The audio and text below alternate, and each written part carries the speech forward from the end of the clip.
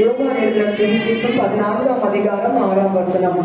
அதற்கு இயேசு, நானே வழியும் சத்தியமும் ஜீவனுமாய் இருக்கிறேன், என்னாலே அல்லாமல் ஒருவரும் பிதாவின் இடத்தில் வரலாம். அல்லேலூயா. பிதாவாகிய தேவனுடைய ராஜ்யத்திற்கு செல்வதற்கு ஒரே வழி என்று உண்டு என்றால் அது ஆண்டவராகிய இயேசு கிறிஸ்து ஒருவர் மட்டுமே. அல்லேலூயா. அவர்தான் வழியாகவும் இருக்கிறார், அவர்தான் வழிகாட்டியாகவும் இருக்கிறார். இயேசு ஒருவர் தான் பிதாவாகிய தேவனிடத்தில், அதாவது அவருடைய ராஜ்யத்துக்கு, பரலோகத்திற்கு செல்வதற்கு அவர் ஒருவர் தான் வழி மட்டுமல்ல, அவர் ஒருவர் தான் வழிகாட்டியுமாய் இருக்கிறார். பிள்ளைங்களை கொஞ்சம் வேதவசனத்தில் தியானிக்கிறது வரைக்கும் பிள்ளைங்களை கொஞ்சம் பிடிச்சி வச்சிருங்க. பிள்ளைங்களை எல்லாரும் பார்த்துட்டு வார்த்தையை கவனிக்க மாட்டாங்க, கொஞ்சம் பிடிச்சி வச்சுங்க.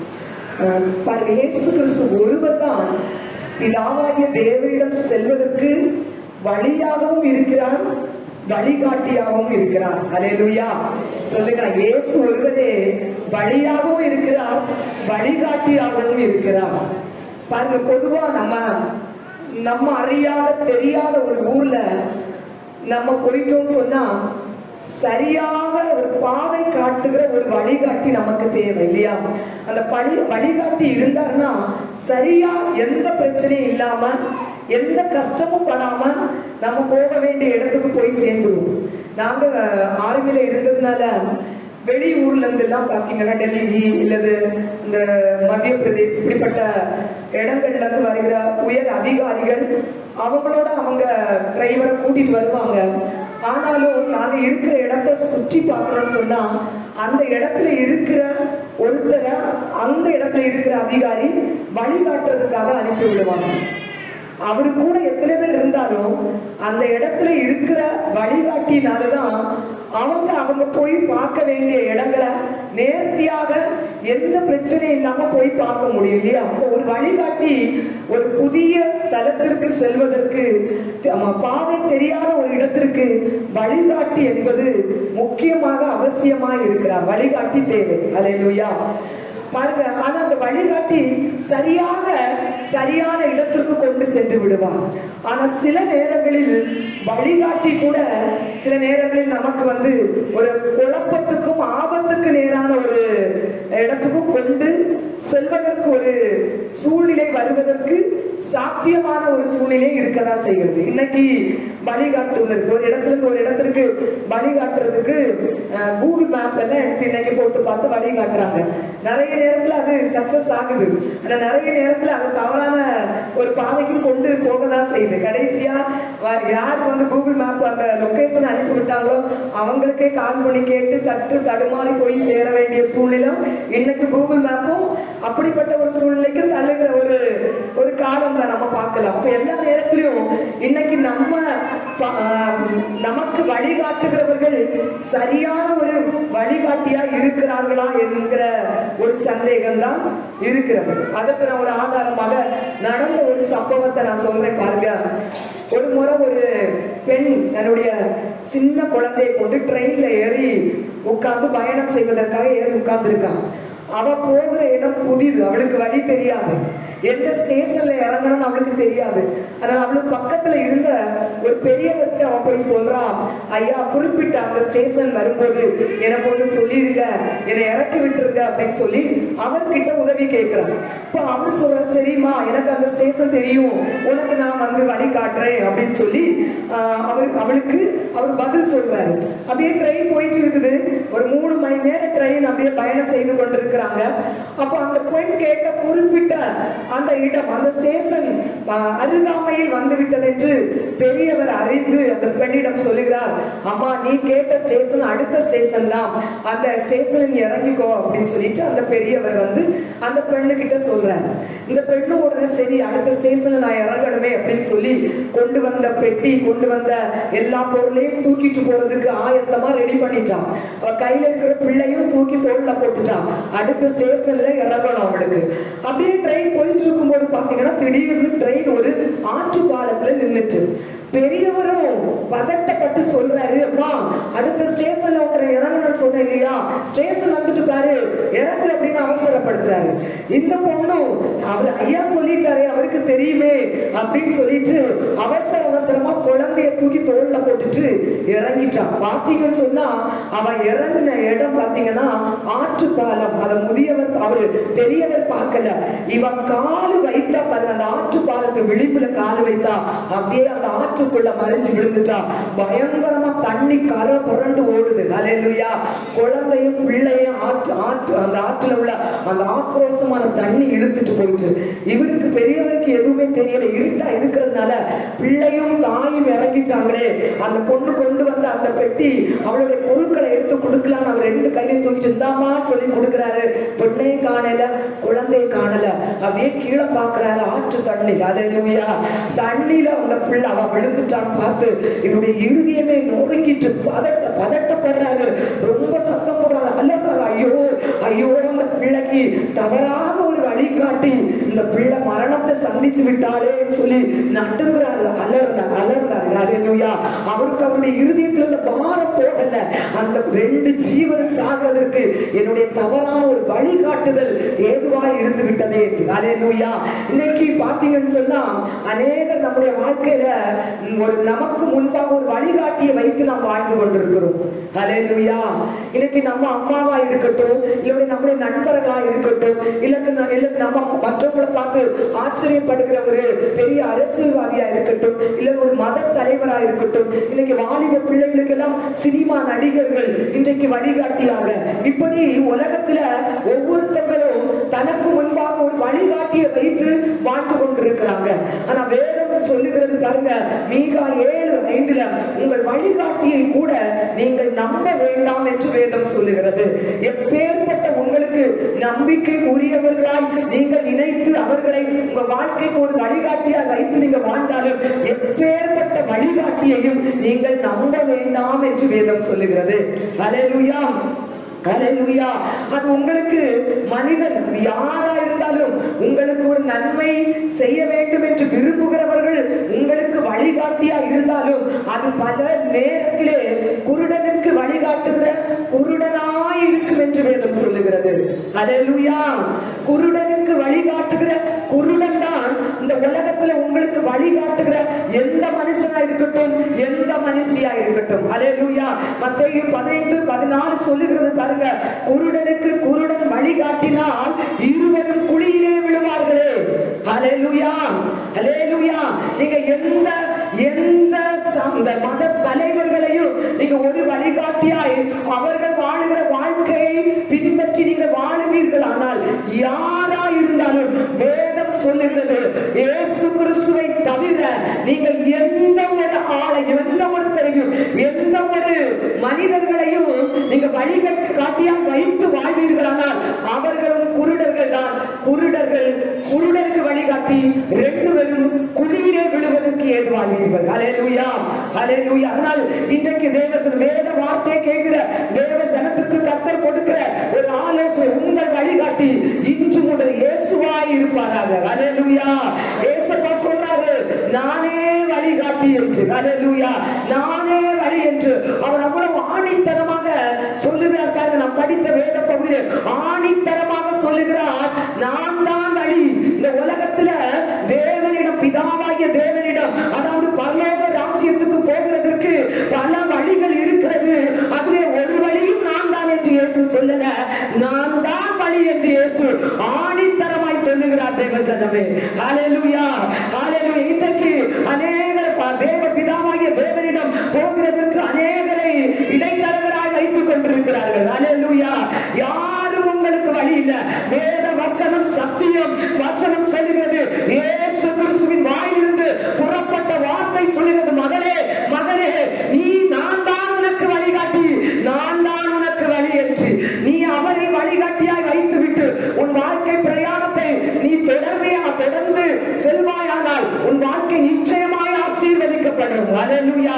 இன்று வரைக்கும் நீங்க யாரை வழிகாட்டியாக வைத்திருந்தாலும் அவர்களை எல்லாம் ஒரு நிமிடம் ஒதுக்கி வைத்துவிட்டு இன்று உங்க முன்பாக இயேசு கிறிஸ்துவை வைத்து அவரையே வழிகாட்டியாய் உங்க வாழ்க்கையை நீங்கள் பின்பற்றி செல்வீர்களால் உங்க வாழ்க்கை ஆசீர்வதிக்கப்படும். ஹல்லேலூயா. தாவீது சொல்றார் பாருங்க, கர்த்தரை எப்பொழுதும் என் கண் முன்னே வைத்திருக்கிறேன், அவர் என் முன்னே இருப்பதினால் நான் அசைக்கப்படுவதில்லை. ஹல்லேலூயா.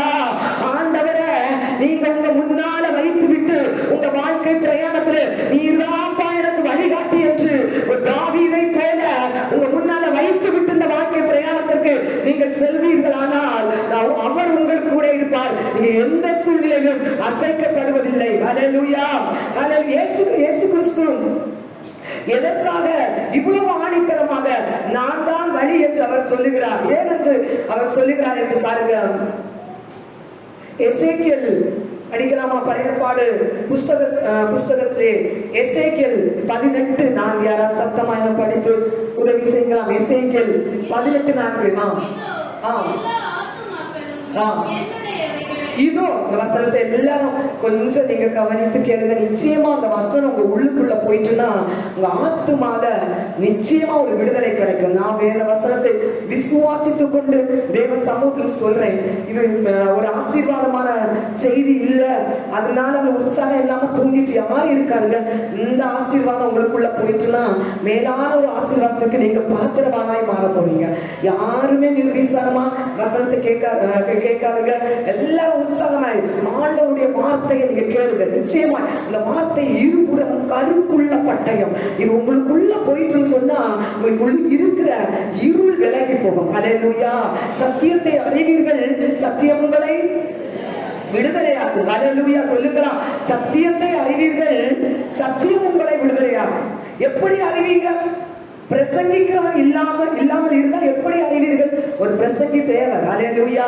வேத வசனத்தில் பிரசங்கத்தை நீங்க எடுத்து தரும்போது நீங்க அந்த தாகமா கேட்க ஒரு விடுதலையை பெற்றுக்கொள்ள முடியும். ஹல்லேலூயா.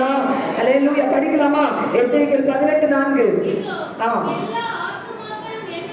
பாருங்க, ஆண்டவர் சொல்றாரு, இதோ எல்லா ஆத்துமாவும் என்னுடையது. ஹல்லேலூயா. ஒரு செகண்ட். நம்முடைய மனுஷனுடைய நமக்குள்ள 3 பகுதிகள் இருக்குது. நம்ம எல்லாருக்கும் தெரியும். நம்முடைய சரீரம் ஒன்று, நம்ம உள்ளான மனிதன் என்கிற ஆத்துமா ஒன்று உண்டு. ஆத்துமா உள்ளான மனிதன் என்கிற ஆத்துமா, நம்முடைய உயிர் என்கிற ஆவி. ஹல்லேலூயா. நம்முடைய சரீரம், நம்முடைய ஆத்துமா, நம்முடைய ஆவி.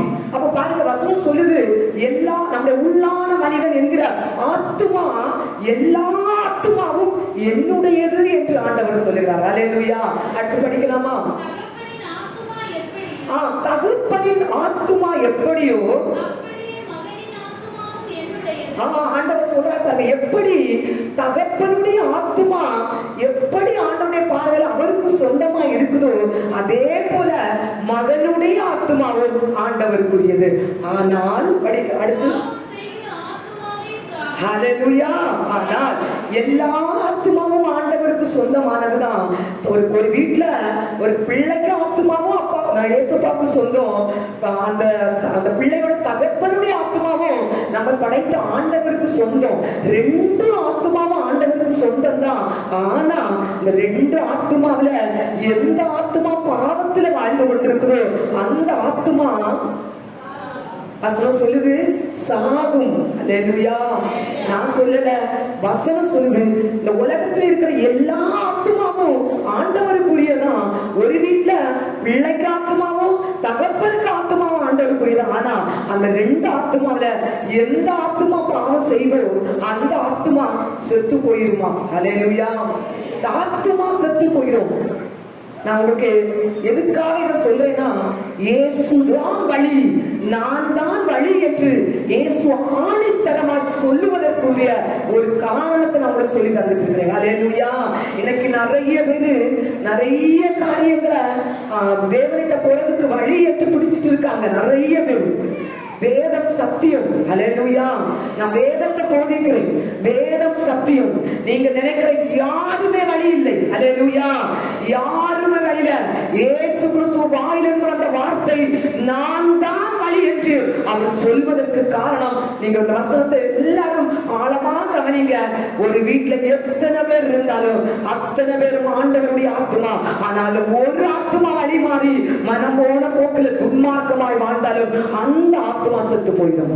அந்த ஆத்துமால ஜீவன் இருக்காது. ஹல்லேலூயா.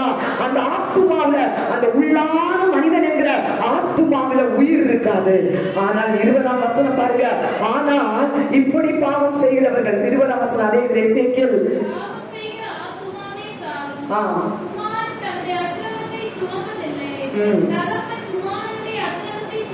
பாருங்க. ஒரு தகப்பன் ரட்சிக்கப்பட்டுட்டாருன்னு சொன்னா அவருடைய ஆத்துமா பிழைப்பை வைத்து பிள்ளை பிழைக்க முடியாது. ஒவ்வொருத்தவங்களும் தனிப்பட்ட அளவிலே அவங்க ஆத்துமா பிழைக்கிற அனுபவத்திலே வர வேண்டும். அல்லேலூயா. ஒரு தகப்பனுக்கு ஆத்துமா பிழைச்சிருக்குது, ஜீவன் பெற்றிருக்குது. அந்த ஜீவனை கொண்டு அந்த வீட்டுல துன்மார்க்கமா வாழுற, பாவத்துல வாழ்ற ஒரு பிள்ளையுடைய ஆத்துமா பிழைக்கவே செய்யாது. அல்லேலூயா. படிக்க நடந்தது.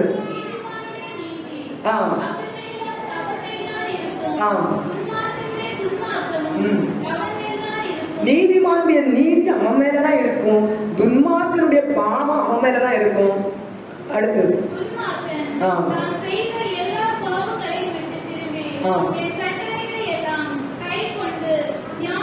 போதும் பாருங்க. இந்த எசேக்கியேல் 18:4 வசனமும் 20 வசனம் சொல்றது, ஒரு வீட்டுல எத்தனை பேர் வாழ்ந்தாலும் அவரவர் செய்கிற பாவத்தை அவரவர் தான் சுமக்கணும்.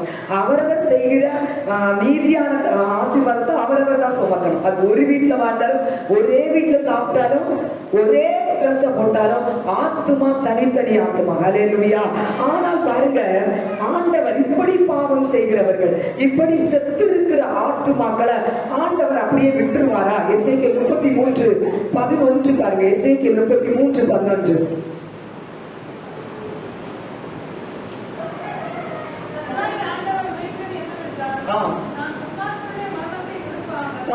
நான் துன்மார்க்கருடைய மரணத்தை விரும்பவில்லை. அல்லேலூயா.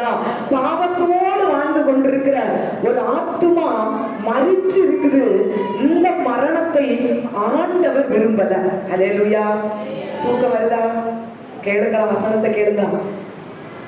தனித்தனி ஆத்துமா செய்கிற நீதியின் படியும் துன்மார்க்கத்தின் படியும் அவங்க சில அந்த ஆசீர்வாதம் பாவமும் இருக்குது.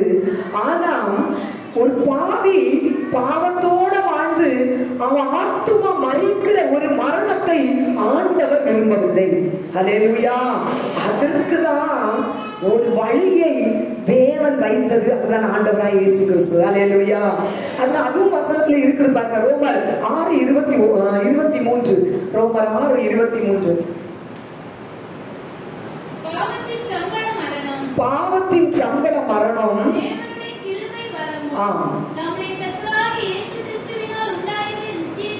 தேவனுடைய கிருபை வரந்தான் இயேசு கிறிஸ்துவினால் உண்டான நித்திய ஜீவன். ஹல்லேலூயா. ஹல்லேலூயா. பாருங்க, நம்முடைய பிதாவாகிய தேவனிடத்திலிருந்து நமக்கு கிடைத்த கிருபை இயேசு கிறிஸ்துவின் மூலமாக கிடைத்த ரட்சிப்பு. ஹல்லேலூயா.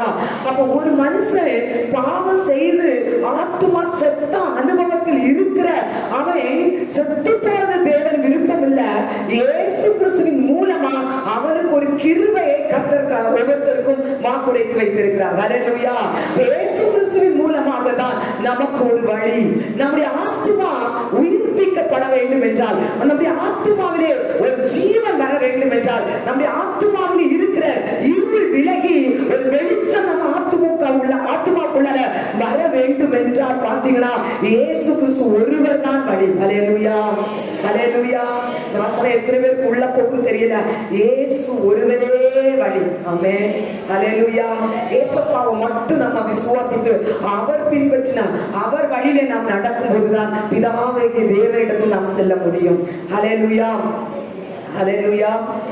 பாருங்க, ஜெர்மன் நாட்டுல ஜெர்மன் தேசத்துல பயங்கரமாக போர் நடந்து கொண்டிருக்கிற நேரத்துல எதிர் நாட்டுல இந்த ராணுவ வீரர்கள் ஜெர்மன் தேசத்துல இருந்து ஒரு 4 போர் வீரர்களை கைதியா பிடிச்சிட்டு அவங்க தேசத்துக்கு கொண்டு போயிட்டாங்க.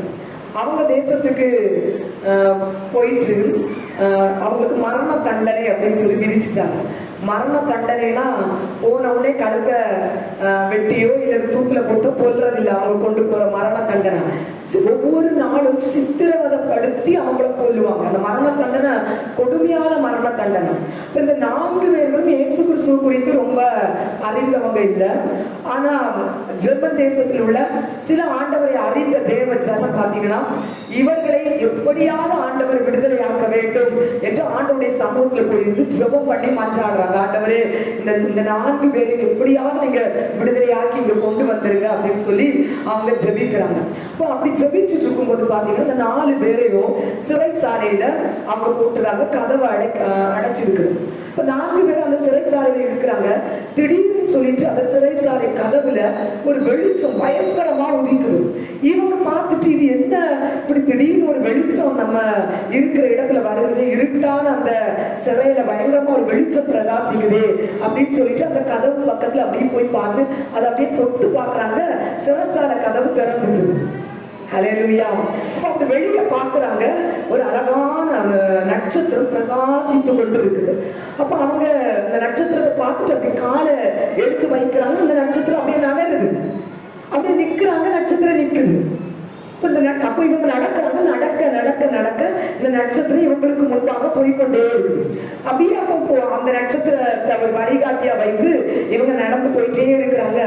அவங்க போக போக போக பாத்தீங்கன்னா 1 நாள் ஆகுது, 2 நாள் ஆகுது, 3 நாள் ஆகுது. அந்த நட்சத்திரம் இவங்களுக்கு முன்பாக போயிட்டே இருக்குது. அப்படி 7 நாள் இந்த நட்சத்திரம் இவங்களுக்கு வழிகாட்டியா போயிட்டு இருக்குது. ஹல்லேலூயா. 7 நாளும் இவங்க அந்த நட்சத்திரத்தை ஒரு வழிகாட்டியா வைத்து நடந்து போயிட்டே இருக்காங்க. கடைசி அந்த நட்சத்திரம் ஒரு இடத்துல போய் நின்னுது இவங்க சொந்த தேசத்துக்கு. ஹல்லேலூயா. சொந்த தேசத்துல கொண்டு போய் விட்டுது. இந்த 4 பேருக்கும் பயங்கர ஆச்சரியம், நம்ம இடத்துக்கே கொண்டு வந்து விட்டுதே. இதுல ஒருத்தருக்கு மட்டும் இது ஆண்டவராய் இயேசு கிறிஸ்து தான் நம்மள அந்த மரணத்திலிருந்து விடுதலையாக்கி கொண்டு வந்ததுன்னு சொல்லி அவருக்குள்ளாலே அவர் செஞ்ச செயலை நினைச்சு அவரால அந்த இருதயம் சந்தோஷத்துல பொங்குது. ஹல்லேலூயா. எப்படி ஆண்டவர் நம்மள விடுதலையாக்கி கொண்டு வந்துட்டாரு.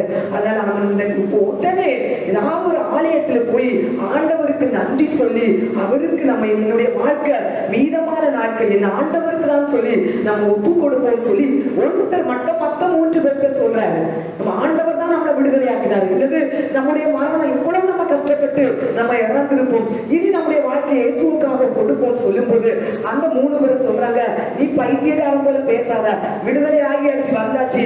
7 நாள் நடந்து நடந்து களைச்சு உடம்பெல்லாம் சோர்வா இருக்கு, நல்லா சாப்பிட்டு நல்லா ட்ரிங்க்ஸ் எல்லாம் அடிச்சுட்டு ஜாலியா நம்ம இருந்து கிடைச்ச விடுதலை என்ஜாய் பண்றதை விட்டுட்டு கோயில்ல போய் இருந்து ஜெபம் பண்ணணுமா, நீ வேணா போ அப்படின்னு சொல்லிட்டு விட்டுட்டாங்க. அந்த ஒருத்தருக்கும் மனசு கேட்கல. ஆண்டவர் செய்த நன்மை நினைத்தார். ஹல்லேலூயா. ஆண்டவர் செய்த நன்மை நினைத்து அருகாமல் இருக்கிற ஒரு ஆலயத்தில் ஓடி போய் முழங்கால் படிட்டு ஆண்டவரை நோக்கி பார்த்த, ஆண்டவரே உமக்கு நன்றி அப்பா, இந்த ஜீவன் இன்றைக்கு பிழைத்திருக்கிறது, நீர் தந்த கிருபை. ஆனா என்னுடைய வாழ்க்கை நான் உமக்காக என் மீதமான நாட்கள் உமக்கு தருகிறேன் சொல்லி ஆண்டுடைய பாதத்துல தன்னை உடைச்சி தன்னை முழுவதுமாக அர்ப்பணித்தாராம். ஆனா இந்த 3 பேர் என்ன பண்ணாங்க தெரியுமா? நல்ல ஒரு பெரிய ஹோட்டல்ல போய் நல்லா சாப்பிட்டு விதவிதமான கூல்ட்ரிங்க் மதுபானத்தை வாங்கி குடிச்சு போதையில அப்படியே கிடக்குறாங்க, மயக்கத்துல இருக்கிறாங்க. ஆனா அந்த போர் ஏற்கனவே நடந்துட்டு தான் இருக்குது. அந்த இடத்துல பாத்தீங்கன்னா எதிர்நாட்டுல இருந்து ஒரு குண்டு போட்டாங்க, இவங்க குடிச்சு மயங்கிட்டு இருக்கிற அந்த இடத்துல. ஹல்லேலூயா. அந்த குண்டு வெடிச்சு 3 பேரை செத்துட்டாங்க. ஆனால் ஆண்டவருடைய சமூகத்துல போய் தன் வாழ்க்கையை அர்ப்பணித்த அந்த ஒருவர் மீட்கப்பட்டாங்க. ஹல்லேலூயா. இதற்காக இந்த சம்பவத்தை நான் சொல்லுகிறேன் தேவ ஜனமே, இந்த உலகத்திலே நமக்கு கிடைத்திருக்கிற ஒரு மேலான ஒரு தருணம், இல்ல மேலான ஒரு கிருபையின் நேரமாய் சமயமாய் கர்த்தர் இந்த உலக வாழ்க்கையை நமக்கு தந்திருக்கிறார். ஹல்லேலூயா. ஹல்லேலூயா. ஆண்டவர் நம்ம ஒவ்வொருவருக்கும் தந்திருக்கிற இந்த நாட்கள்ல நமக்கு வழிகாட்டியாய் இயேசு கிறிஸ்துவை வைத்து அவருக்கு முன் அவர் பின்பற்றின அவர் சொன்ன வார்த்தைகளை கேட்டு அவருக்கு கீழ்ப்படிந்து நாம் நடக்கிறவர்களாய் இருக்கும்போது நம்முடைய வாழ்க்கை ஆசீர்வதிக்கப்பட. ஹல்லேலூயா. வேத வசனம் சொல்லி பிதாவிடத்துல வருகிற வழி இயேசு ஒருவரே. இந்த நாட்களில் கிடைத்த தருணத்துல இயேசு ஒருவர் தான் என் வாழ்க்கையில் வழிகாட்டி என்று அவரை ஒருவரை நீங்கள் பிடித்துக் கொண்டு வாழ்வீர்களானால் இம்மைக்குரிய ஆசீர்வாதத்தை நீங்க பெற முடியும், மறுமைக்குரிய ஆசீர்வாதத்தை நீங்க பெற முடியும். ஹல்லேலூயா. ஹல்லேலூயா. இன்னைக்கு உலகத்துல அநேகர் நமக்கு வழிகாட்டுவாங்க. இன்னைக்கு நாம் படுகிற சில பாடுகள், சில பிரச்சனைகளுக்கு நீ அங்க வா இங்க வா சொல்லி இன்னைக்கு அநேகர் வழிகாட்டுகிறாங்க. தேவ ஜனமே, அநேகர் வழிகாட்டுறாங்க. நீங்க அந்த வழிகாட்டுக்கு பின்னால போகாதுங்க. ஹல்லேலூயா.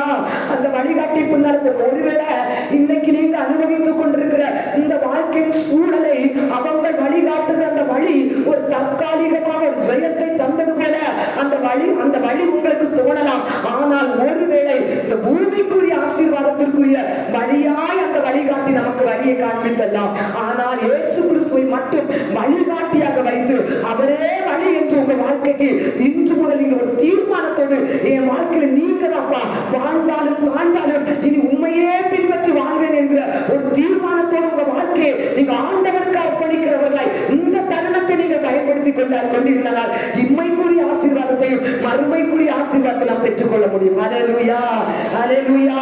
ஒரு பெரிய படித்த ஒரு அநேக பட்டத்தை படிப்புகளை பெற்றிருந்த ஒரு பெரிய செல்வந்தர், ஒரு என்ஜினியர் வேலை பார்த்துட்டு இருக்கிற ஒருத்தர், ஆண்டவர் எல்லாம் ஒண்ணும் இல்ல, தெய்வம் எல்லாம் ஒண்ணும் இல்ல, மக்களை நம்ப வைக்கிற ஒரு போலி பிம்பம் தான் தெய்வம், நம்ம படித்த படிப்பு, நம்மகிட்ட இருக்கிற செல்வம், நம்மகிட்ட இருக்கிற அறிவு தான் இந்த உலகத்துல ஒரு வெற்றி உள்ள வாழ்வை காண்றதுக்குரிய வழிகாட்டின்னு சொல்லி தெய்வத்தையே நம்பாத ஒரு மனுஷன் நடந்த ஒரு சம்பவம். ஹல்லேலூயா. தெய்வத்தை நம்பாத ஒரு மனுஷன் பாருங்க, அவர் நல்ல பணம் இருக்குது, நல்ல அறிவு இருக்குது, அந்த கம்பெனிலேயே அவருடைய அறிவை பார்த்து அநேக ஆச்சரியப்பட்டு அவருக்கு நிறைய லட்சக்கணக்கில் சம்பளம் கொடுக்கிறாங்க. அவ்வளவு அறிவு படைத்த ஒரு மனிதர். ஹல்லேலூயா. செல்வாக்குக்கு ஒரு குறைவும் இல்ல, எல்லா ஆசீர்வாதத்திலும் இருக்கிறாரு, தெய்வம் இல்ல. ஹல்லேலூயா. அப்படியே நாட்கள் அவருடைய வாழ்க்கை நல்ல ஆசீர்வாதமா போயிட்டே இருக்கு பாருங்க. திடீரென்று அவருக்கு குழந்தைக்கு பாத்தீங்கன்னா காய்ச்சல் வந்துட்டு, இப்ப காய்ச்சல் தானேன்னு சொல்லி தெரிந்த மருத்துவர்கள் எல்லாம் போய் மருந்து வாங்குறாங்க. காய்ச்சல் கொஞ்சம் சரியாகுது, திடீர்னு காய்ச்சல் கூடுது. அப்படியே நாட்கள் ஒரு மாதங்கள் அப்படியே கழிந்து கொண்டே இருக்கிறது. சரி, பிள்ளை காய்ச்சல் விட்ட பாடிலேன்னு சொல்லி மருத்துவமனைக்கு பிள்ளையை கொண்டு போறாங்க. உங்க மருத்துவர்கள் பிள்ளையை பரிசோதனை பண்ணிவிட்டு சொல்றாங்க, பிள்ளைக்கு மஞ்சள் காமாலை பாதிக்கப்பட்டிருக்கிறது. ஹல்லேலூயா. ஆனால் இவருக்கு நம்பிக்கை, அதுதான் இன்னைக்கு மருத்துவம் பயங்கரமாக வளர்ந்து கொண்டிருக்கிறது. விஞ்ஞானம் இன்னைக்கு எந்த வளர்ச்சி அடைந்து கொண்டே இருக்கிறது. சாதாரண ஒரு மஞ்சள் காமாலைக்கு இன்னைக்கு மருந்து கண்டுபிடிக்கவில்லையா? சரி டாக்டர், எத்தனை செலவானாலும் நான் பணம் தரலாம், என் பிள்ளைக்கு நீங்க ட்ரீட்மெண்ட் பண்ணுங்கன்னு சொல்லி அவர் டாக்டருக்கு ஒரு தைரியத்தை கொடுக்கிறாங்க.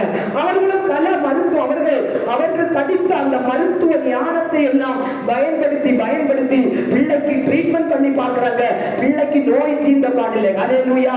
பல டாக்டர்ஸ் வெளிநாட்டுல இருந்தெல்லாம் மருத்துவர்கள் எல்லாம் வர வச்சு பிள்ளையை பரிசோதித்து பார்க்கறாங்க. மஞ்சள் காமால பிள்ளைக்கு முத்திட்டு ஒரு சில மணி நேரத்தில் பிள்ளைக்கு மரணம் நிச்சயம் என்பதை டாக்டர் அறிக்கை கொடுத்து விட்டார்கள். ஹல்லேலூயா.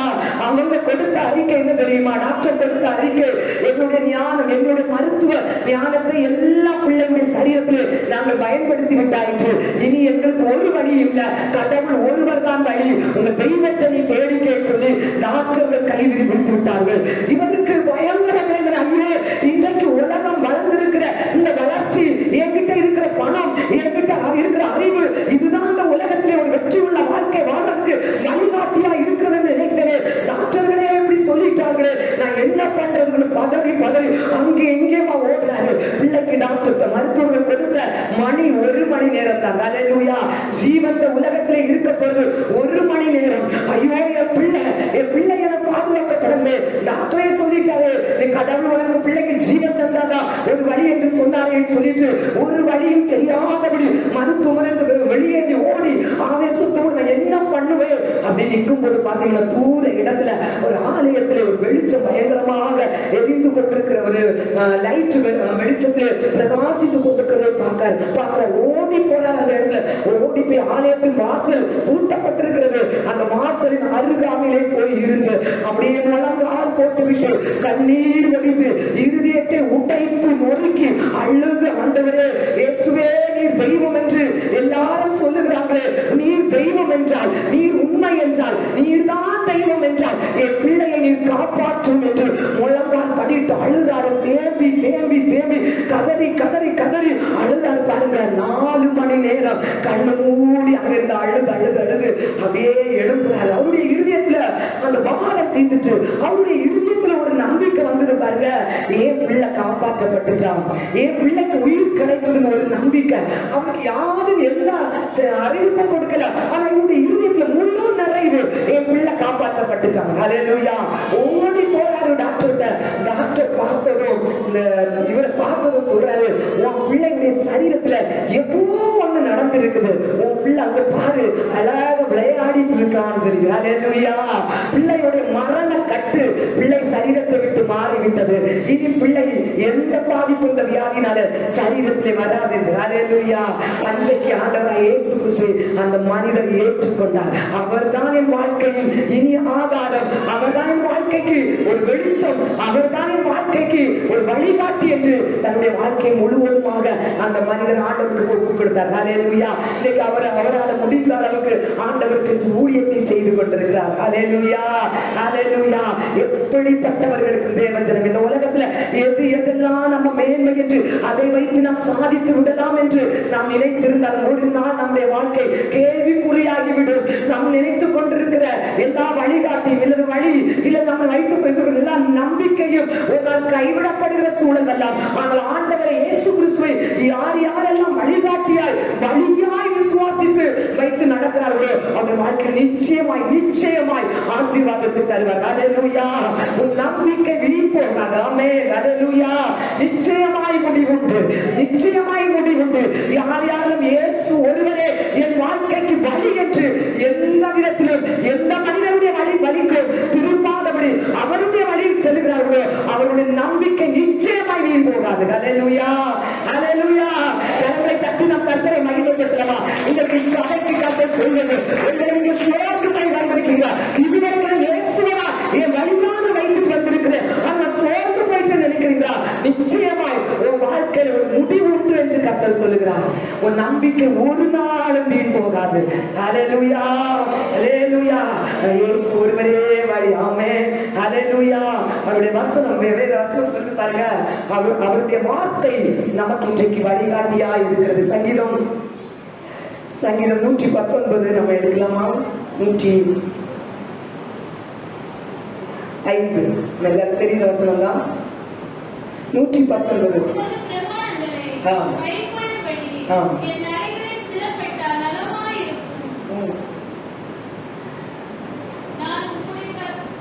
உம்முடைய வசனம் என் கால்களுக்கு தீபமும். ஹல்லேலூயா. ஆமென். இரண்டாவது பாருங்க, ஆண்டவருடைய வசனம் எல்லாருக்கும் தெரியும். சொல்லாம உம்முடைய வசனம் என் கால்களுக்கு தீபமும் என் பாதைக்கு வெளிச்சமா இருக்கிறது. ஹல்லேலூயா. அவருடைய வசனம் நமக்கு இன்றைக்கு ஒரு வழிகாட்டியா இருக்கிறது. ஹல்லேலூயா. இருளான அந்த உலக வாழ்க்கையில நமக்கு வெளிச்சமா இருப்பது ஆண்டவருடைய வார்த்தை. ஹல்லேலூயா. எத்தனை பேருக்கு பரிசுத்த வேதாகம் இருக்குது? பரிசுத்த வேதாகம் என் கையில இருக்குது, வீட்டுல இருக்குது, நான் கொண்டு வரேன்னு சொல்றவங்க கை தூக்கு. சிஸ்டம் பைபிள் இருக்குதா? கொண்டாந்தீங்களா? ஆமென். ஹல்லேலூயா. எல்லாரும் வேத புஸ்தகத்தை நம்ம கையில கொண்டு வரணும். ஹல்லேலூயா. ஹல்லேலூயா. வசனம் சொல்லுது பாருங்க, நமக்கு வழிகாட்டி ஆண்டவருடைய வார்த்தை தான். ஹல்லேலூயா. இன்னைக்கு ஆண்டவருடைய வார்த்தையை நம்ம சுமந்து கொண்டு வர்றதுக்கு நமக்கு அதுக்கு ஒரு தைரியம் வேணும் இல்லையா? நம்ம தெருவிலோடி நம்ம பைபிளை தூக்கிட்டு வர்றதுக்கு ஒரு தைரியம், ஒரு கெத்து வேணும். ஹல்லேலூயா. அதுக்கு ஒரு பெரிய தைரியம். எல்லாத்துலயும் தைரியமா இருப்பாங்க. யாருக்கும் எதிர்த்து போய் சண்டை போடுறது, வாக்குக்கு வாக்கு விடாம சண்டை போடுற தைரியம் எல்லாருக்கும் தான். நம்ம பைபிளை தூக்கிட்டு வரணும்னா அதுக்கு ஒரு விசேஷித்த தைரியம் இருந்தாலும் பைபிளை ஒருத்தங்களால தூக்க முடியும். ஹல்லேலூயா. அது நம்புறீங்களா? வெக்கம், மானம், சூடு, சொரணை எல்லாத்தையும் விட்டவங்களாலதான் பைபிளை தூக்க முடியும். ஹல்லேலூயா. நான் தூக்குனா என் கூட இருக்கிறவங்க பார்த்து பரியாசம் பண்ணிடுவாங்க. ஞாத்து வரைக்கும் எப்படி நடந்தா இன்னும் பைபிளை தூக்கிட்டு போறா பாரு, இதெல்லாம் நம்ம கேட்கணுமா இல்லையா? இப்படி எல்லாம் நம்ம நினைக்கிறதுனால நம்ம பயந்து தூக்க மாட்டோம். ஹல்லேலூயா. யார் என்னன்னாலும் சொல்லிட்டு போட்டோம். என் ஆண்டோடைய வார்த்தையை கொண்டு போறதுக்கு, என் ஆண்டோடைய இந்த பைபிளை சுமக்கிறதுக்கு நான் ஒரு பாக்கியம் செஞ்சிருக்கேன்னா தூக்குறவங்க ஒரு தைரியசாலி தான். ஹல்லேலூயா. ஹல்லேலூயா.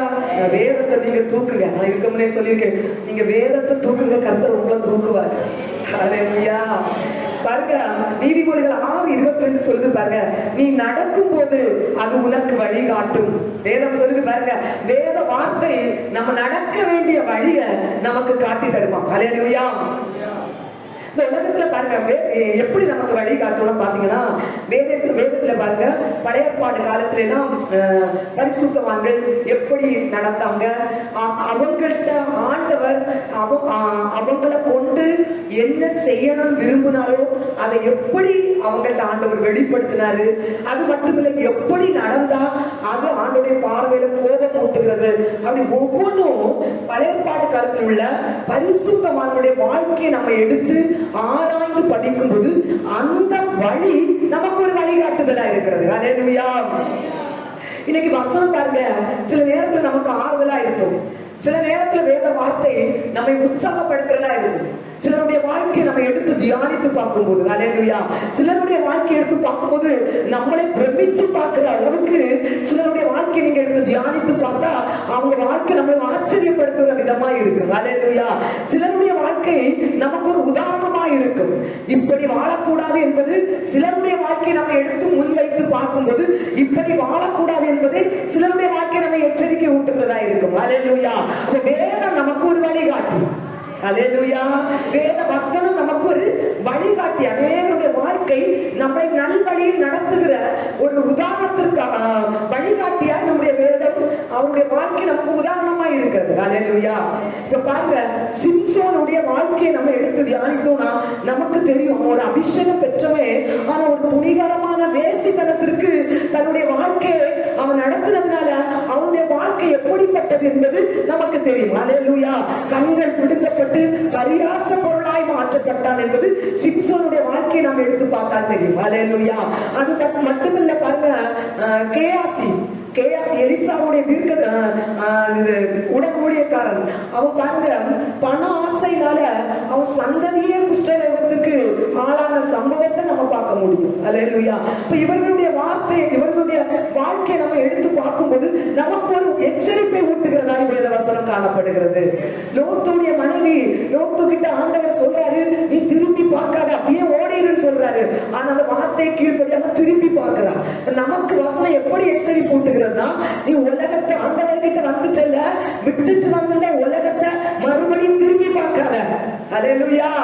விட்டுட்டு வந்த உலகத்தை நீ மறுபடியும் உன்னுடைய பாரம்பரிய கிரியைகள், சடங்காச்சாரங்கள், எல்லா விதமான மூட நம்பிக்கைகள் நீ ஆண்டவர்கிட்ட வந்துட்டு மறுபடியும் நீ செய்ய போனா லோத்துடைய மனைவியுடைய நிலைமை தான் உனக்குன்னு உள்ளது.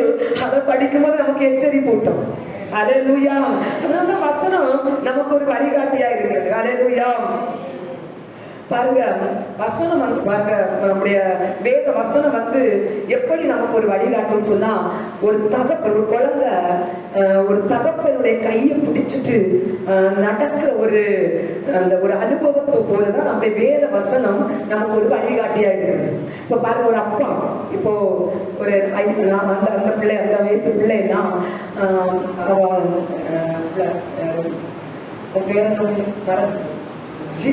ஜினி வந்து அந்த பிள்ளைய வந்து கைப்பிடிச்சு நடத்தி கொண்டு போறான். அந்த பிள்ளை நடத்திட்டு இருக்கும்போது பாருங்க, எங்கேயாவது முள்ளு இருந்துச்சுன்னா அவ பார்த்துட்டானா அந்த முள்ள மிதிக்கவே விட மாட்டா இல்லையா. அந்த கையை பிடிச்சு இங்க நீக்கி முள்ளில்லாத ஒரு பாதையில நடத்தும். அல்லேலூயா. அப்ப பாருங்க, அந்த வாழ்க்கையில எந்தெந்த பிரச்சனையில எந்தெந்த சூழல்ல நம்ம இடறி விழும் போல நம்ம இருக்கிறோமோ அந்த சூழல் எல்லாம் ஆண்டவருடைய வசனம் நம்மை பாதுகாத்து வழி விலக்கி கொண்டு போக வல்லமை உள்ளதா இருக்கிறது. அல்லேலூயா. அல்லேலூயா. ஒரு தாயில ஒரு தகப்பன் தன் பிள்ளையை எப்படி பிடித்து கொண்டு வழி நடத்துவாரோ அதே போல ஆண்டவருடைய வசனம் உங்களை என்னையும் கரை பிடித்து வழி நடத்துகிற ஒரு வழிகாட்டியா இருக்கிறது. அல்லேலூயா. பயப்படும் போது ஆண்டவருடைய வார்த்தை நமக்கு தைரியத்தை தரும். அல்லேலூயா. நம்ம சோர்ந்து போய் இருக்கும்போது ஆண்டவருடைய வசனம் நம்மள தைரியத்தை திடப்படுத்தும். அல்லேலூயா. நம்ம நம்பிக்கை இல்லாம இருக்கும்போது ஆண்டவருடைய வார்த்தை நமக்கு ஒரு நம்பிக்கையை தரும். அல்லேலூயா. அதுதான் நமக்கு இந்த வேத வசனம் நமக்கு ஒரு வழிகாட்டியா இருக்கிறது. பாருங்க, இந்த 2ஆம் உலகப் போர் நடந்து கொண்டிருக்கிற இந்த நேரத்துல இங்கிலாந்து தேசத்துல பாத்தீங்கன்னா பயங்கரமா எதிர் நாட்டு விமானங்கள் வந்து குண்டு போடுறதுனால வந்து அந்த இங்கிலாந்து தேசத்தில் உள்ள பல கட்டிடங்கள், பல பட்டணங்கள் எல்லாம் இடிஞ்சு தீக்கிரையாகி சின்ன பின்னமாகி கொண்டிருக்கிறது.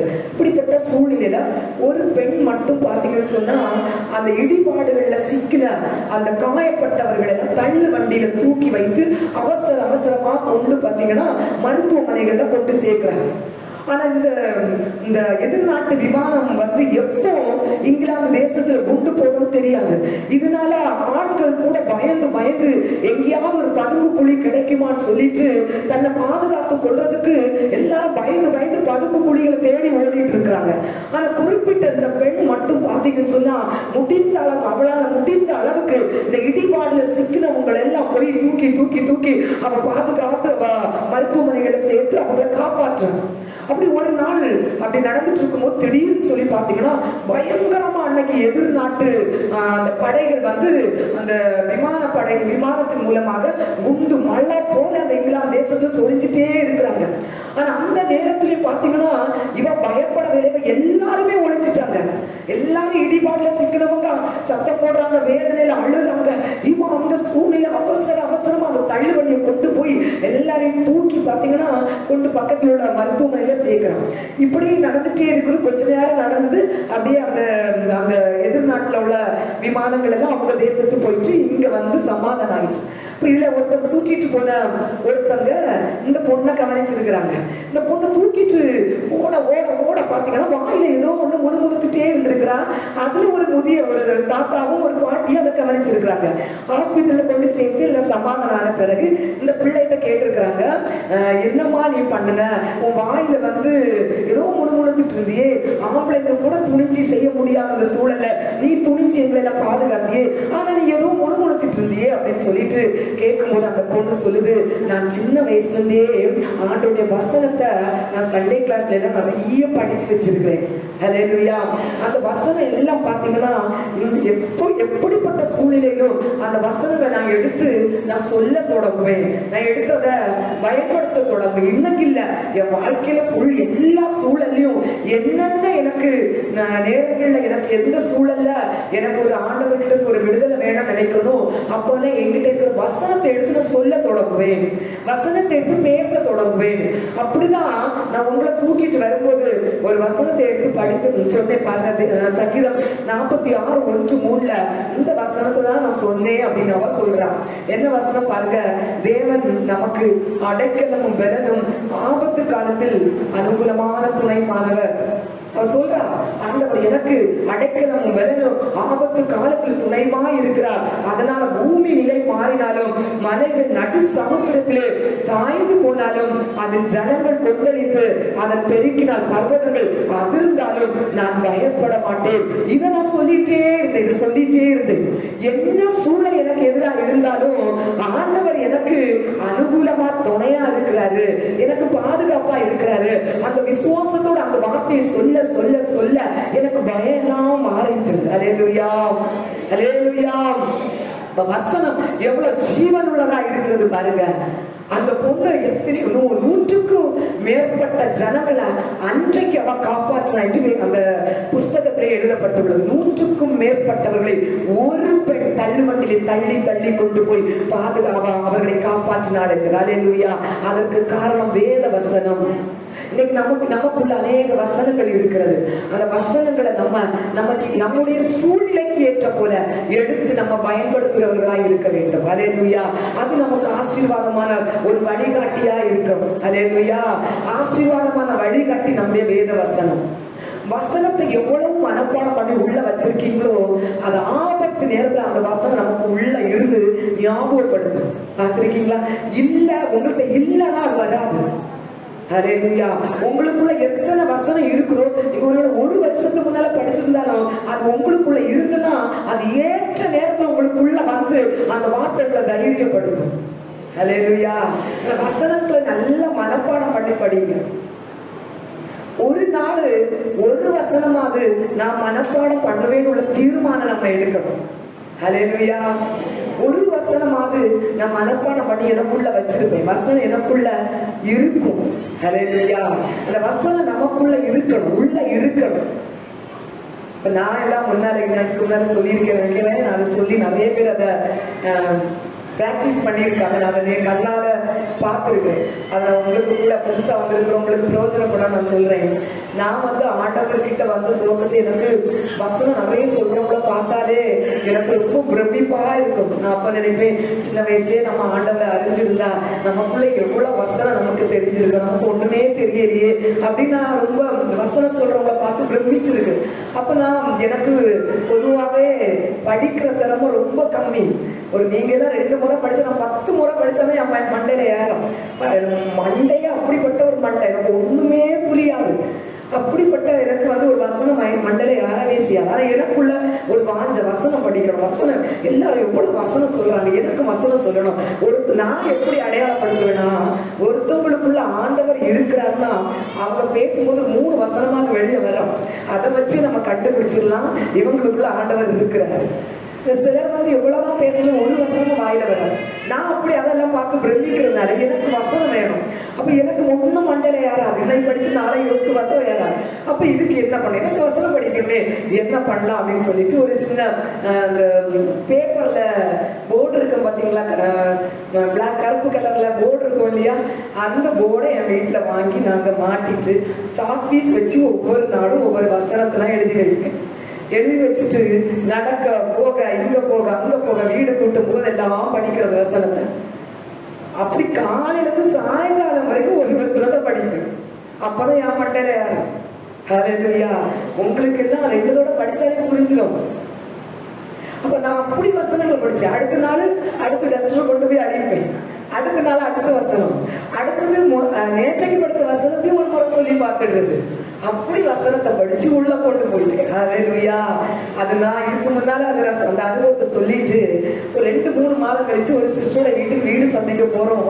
ஐயோ, நான் பார்த்து ரொம்ப ஆச்சரியம். அவங்க வீட்டுல போர்டு இருக்குது, அவங்க போர்டுல வசனம் எழுதி இருக்காங்க. எனக்கு ஆச்சரியம். ஹல்லேலூயா. கேட்டு செஞ்சு பார்த்தாங்க அந்த சிஸ்டர். ஹல்லேலூயா.